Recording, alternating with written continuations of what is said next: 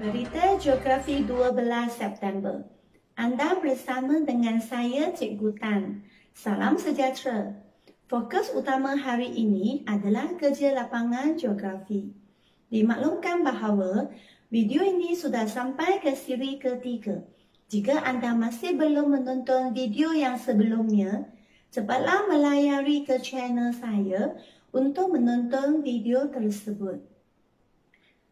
Sekiranya anda adalah kali pertama mengunjungi ke channel saya, sila ingat tekan subscribe dan loceng notification supaya tidak ketinggalan video siri terakhir nanti. Baiklah, kita masuk ke fokus utama hari ini. Panduan kerja lapangan geografi tingkatan 2.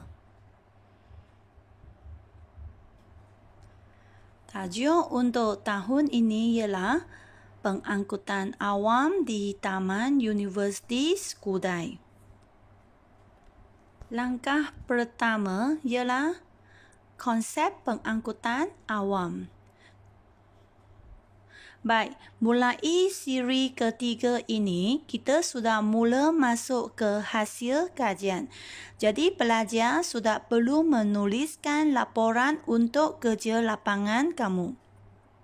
Yang pertama ialah tuliskan konsep pengangkutan awam.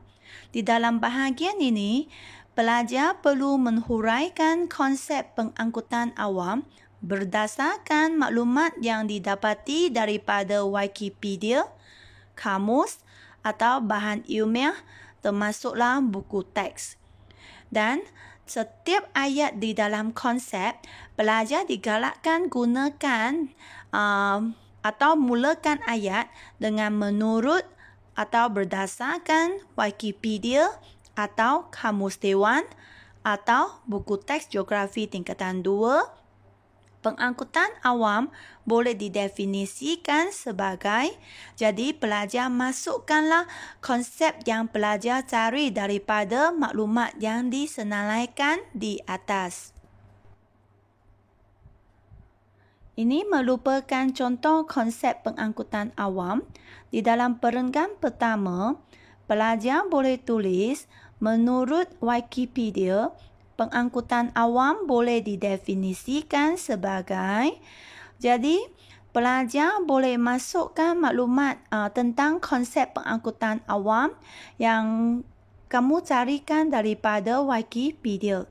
Baik, untuk pelajar yang belum mencari maklumat daripada Wikipedia, berikut cikgu akan lampirkan satu video cara mencarikan maklumat tersebut. Baik, mula-mula pelajar pergi ke Google Chrome dan typekan di sini maksud ataupun konsep pengangkutan awam Wikipedia. Dan enter.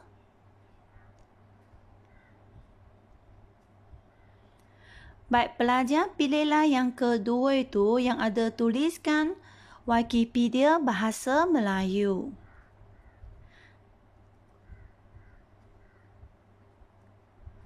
Baik, inilah maklumat ataupun konsep pengangkutan awam di dalam Wikipedia. Ini dia Wikipedia. Baik, ini merupakan maklumat yang boleh diguna dalam konsep. Dan jika okey, pelajar pergi pilih 3 titik yang di sebelah kanan kamu. Dan pilih print.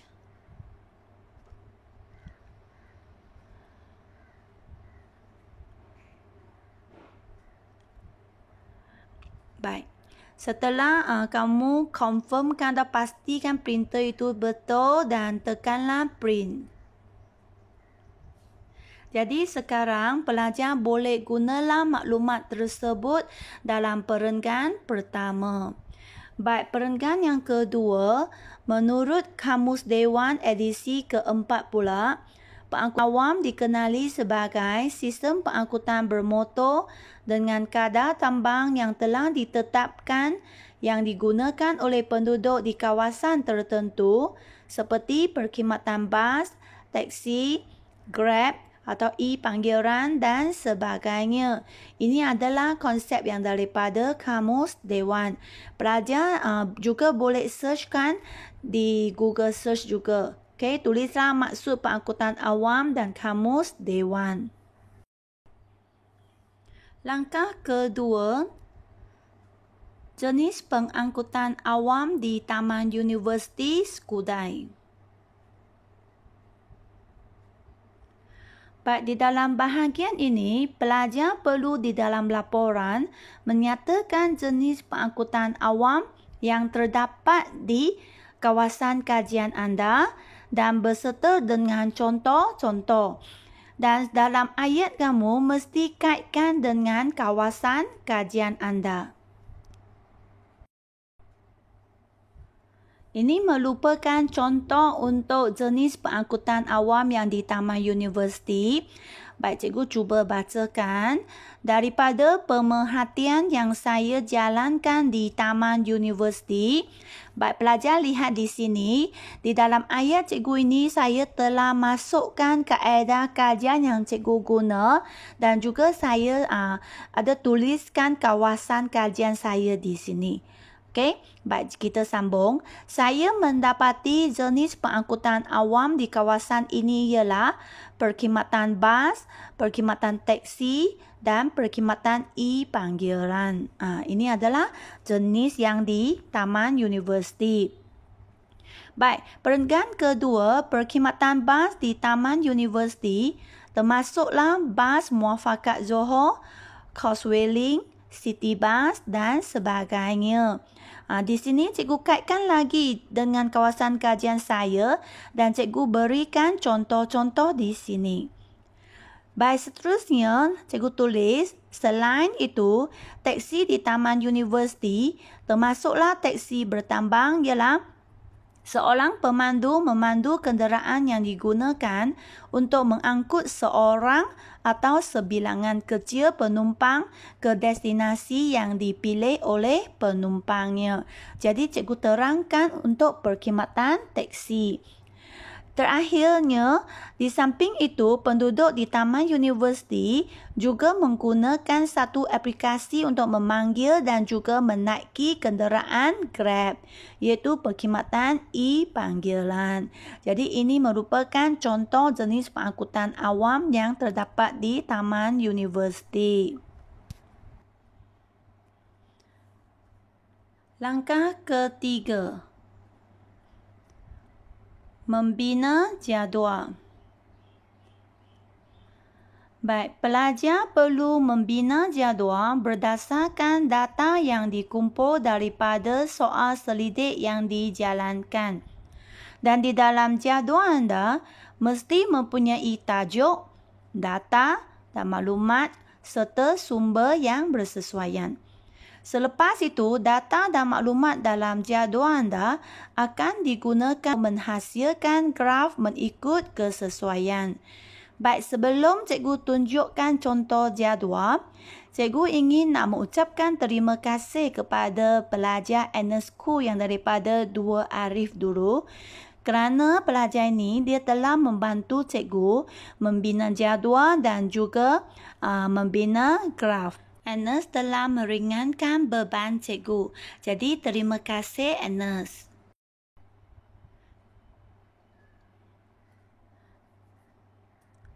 Baik, ini merupakan contoh jadual.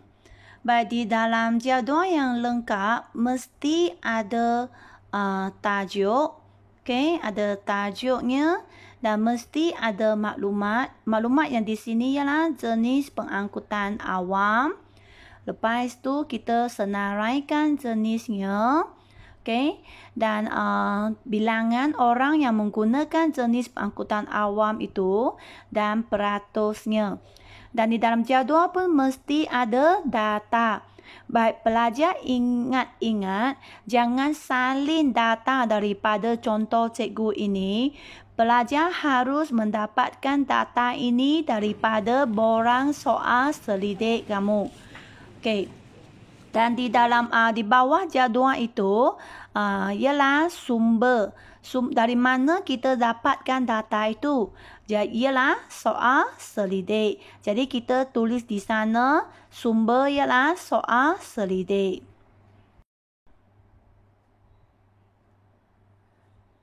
Langkah keempat,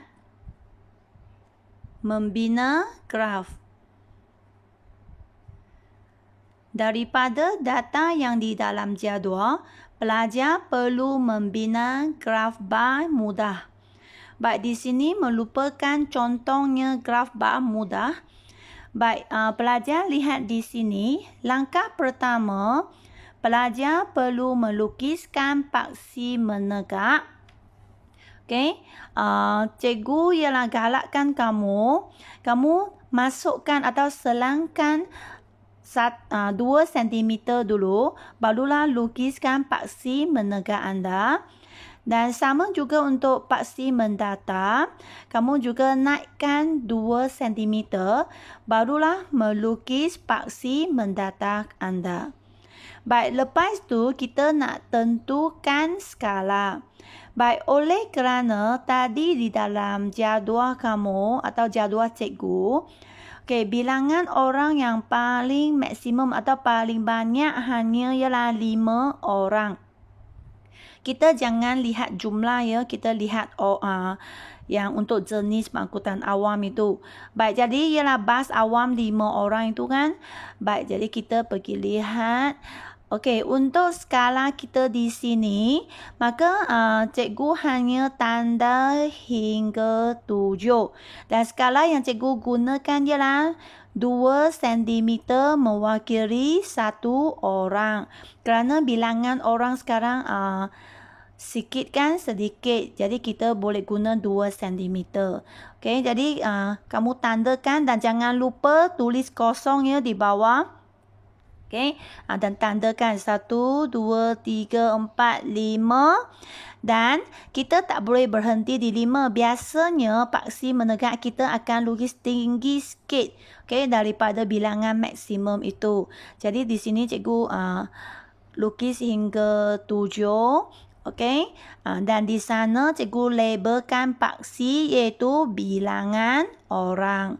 Baik, lepas tu untuk paksi mendata, sebelum kita melukis bar yang pertama, pelajar juga selang 1 cm dulu daripada paksi menegak, barulah mula lukis bar yang pertama, iaitu untuk pengguna bas awam. Tadi daripada jadual cikgu, pengguna bas awam hanya 5 orang. Jadi sekarang cikgu tandakan atau lukiskan bar, okey, bas awam ialah setinggi 5 orang. Okey, lepas tu kita lukiskan bar untuk pengguna teksi. Tetapi sebelum lukis bar yang kedua, kita juga selangkan 1 cm dulu. Okey, dan barulah lukiskan untuk pengguna teksi iaitu hanya 2 orang. Jadi ketinggian bar ialah 2 orang. Dan cikgu lupa beritahu di sini lebar bar itu ialah sebanyak 2 cm juga. Baik. Dan seterusnya kita lukis untuk pengguna Grab. Okey, juga selangkan 1 cm dulu. Lepas tu lukislah pengguna Grab iaitu sebanyak 3 orang. Okey, jadi kita lukis ketinggian bar itu hingga 3 orang. Okey, baik.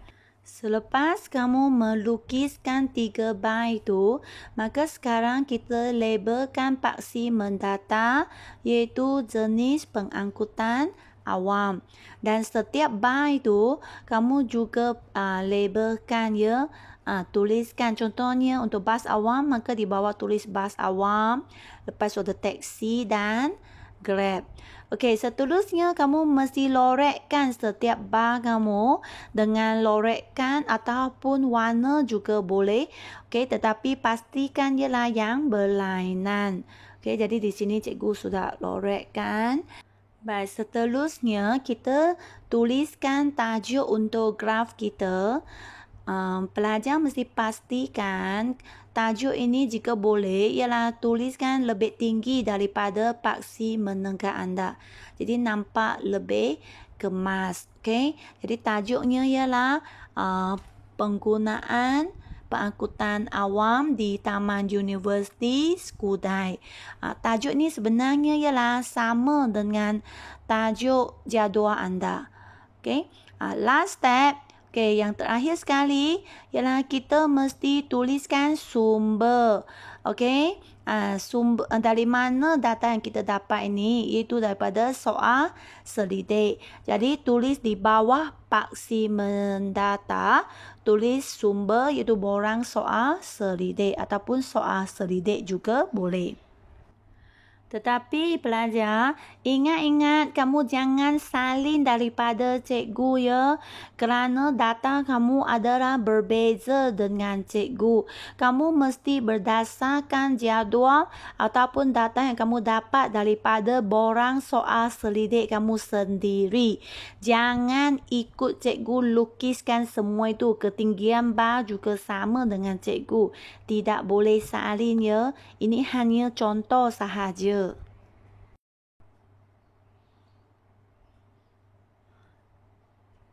Langkah kelima, tafsiran graf.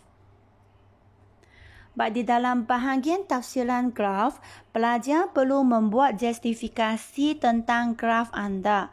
Okay, ataupun boleh katakan kamu cuba mentafsir atau menerangkan kepada umum tentang apa yang cuba kamu lukiskan atau mempersembahkan daripada graf anda. Okay, sini ada contoh. Okay, kamu lihat tafsiran graf. Graf ini menunjukkan hasil soal selidik terhadap 10 orang responden di Taman Universiti Skudai tentang jenis pengangkutan awam yang mereka gunakan. Jadi biasanya dalam ayat pertama kita akan memperkenalkan dulu tajuk graf kita. Okey, jadi tajuk kita ialah jenis pengangkutan awam yang mereka gunakan, yang responden kita guna yang di Taman Universiti.